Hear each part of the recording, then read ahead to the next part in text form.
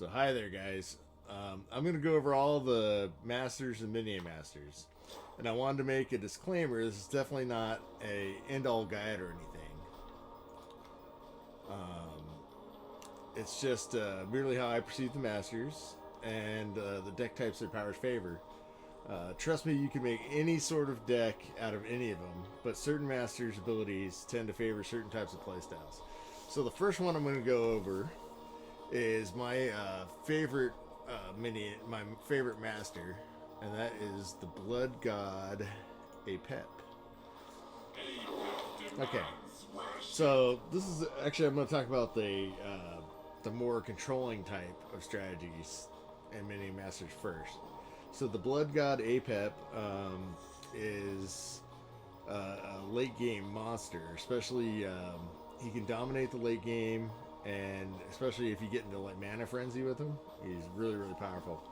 So his first ability is called the Gift of the Serpent God, and it puts a free 2-mana unit or building in your deck, which is, you know, pretty huge. You know, getting a free 2-mana card is pretty awesome. His second ability is called Shield Totem, and this makes you immune to damage on your base until the shield runs out or the shield totem's destroyed. And it's probably his most powerful ability because this can be really, really save you from certain rushes. Then his third ability is called the Greater Gift of the Serpent God, which puts a 4 mana unit or building for free in your deck. So his late game is often like spamming out all these like free or low cost cards and just like dominating in mana advantage until it's like overwhelming that people can't even get across the other side of the bridge. Often you're just spamming all this stuff. So I really like Apep. He's definitely my favorite master. He's the one I usually play more than anybody. Anyway. Alright, so the next master that I'll go over is going to be Marilia. She's probably my second favorite master, and I think of her more of a control type. She's got this really super powered dragon in the late game called the Queen's Dragon, which is just disgusting. But I've seen like nasty aggro decks and mid-range decks from her also.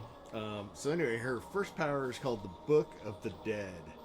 It lets you summon either 4 skeletons, give a random minion a spirit buff, drain 100 health from the closest enemy and give it to Marilia, or Forbidden Knowledge. 2 of Marilia's 4+ spells cost 1 less to play. And I have to be honest with you, when I first started playing her, I just would just spam the skeletons over and over again. But every single one of these abilities is really, really good.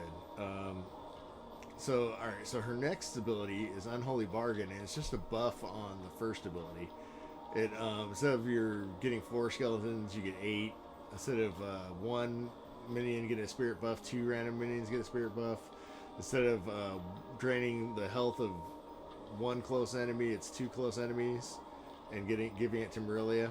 And this ability right here is actually really, really important because this can kind of save you towards the end of certain games when you're like really low on health.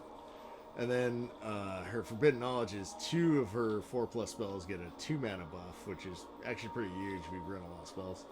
And then her last ability is obviously her big bomb, the Queen's Dragon, which is just super overpowered. And I think it got nerfed when it first came out. I actually was kind of off Minion Masters for a bit when she came out, and then I came in after the nerfs happened and stuff. But anyway, that is Marilia, and she's really cool. And then the last control master I'm going to talk about is going to be the Soul Collector Mordor or Hodor, for any of you Game of Thrones fans. Anyway, so his first ability is going to be Tombstone, which doesn't sound all that awesome, but you get a 0 mana Tombstone in your deck, which resurrects the first friendly minion to die after 10 seconds. These Tombstones are really cool too because you can use them as a distraction to buy you time to like get units to like save your control center, or to win certain battles, you can like use them as a distraction so that they're attacking the tombstone to your units that start attacking them.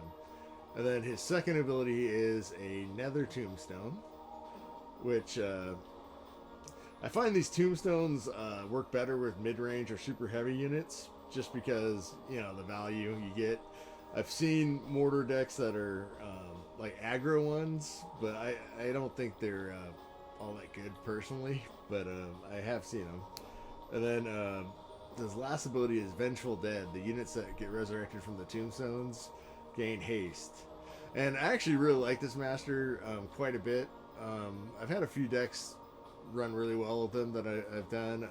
I don't actually use him as often as I used to, but he's really cool. Anyway, so that is all the control strategies that I have for you. I'll go into like more mid-range guys and aggro guys and a combo deck in later videos. Anyway, thanks for watching, guys. Bye-bye.